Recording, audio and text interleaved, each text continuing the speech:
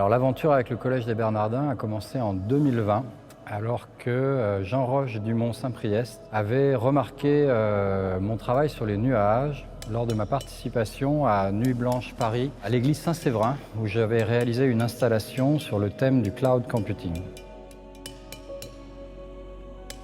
En tant que sculpteur par taille directe, je pars toujours du bloc de bois ou de pierre pour réaliser une sculpture. Et j'aborde l'installation de la même façon. Je me suis donc saisi de la sacristie, ce lieu dans lequel nous nous trouvons, comme matière brute pour élaborer une œuvre d'installation. Et c'est en partant de son histoire, de son volume, de sa lumière, qu'elle m'a inspiré une élévation vers le ciel.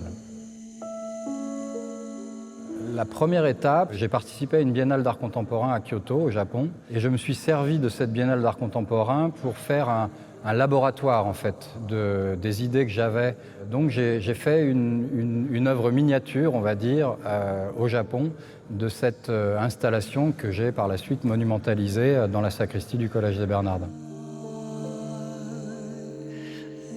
La seconde étape, elle est toscane, et plus exactement la cité de Volterra, qui est une cité où j'aime à dire où les nuages poussent sous terre. C'est là où, en résidence artistique, j'ai pu sélectionner mes blocs d'albâtre, couper, travailler et révéler leur potentiel suggestif que par la suite, je vais associer à de l'acier polymiroir pour donner un effet de flottement dans la sacristie. Et la troisième étape, elle est musicale.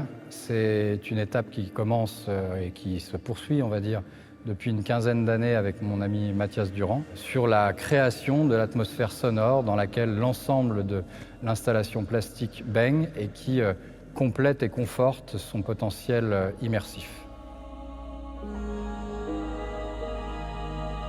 Durant le processus créatif, il y a eu de nombreuses anecdotes. Au Japon, alors que j'écoutais en boucle Major Tom de David Bowie,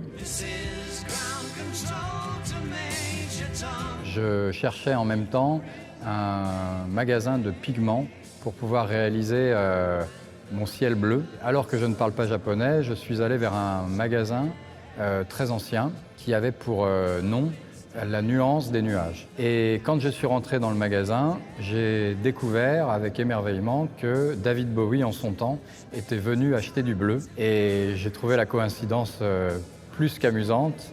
Je me suis dit que j'étais au bon endroit.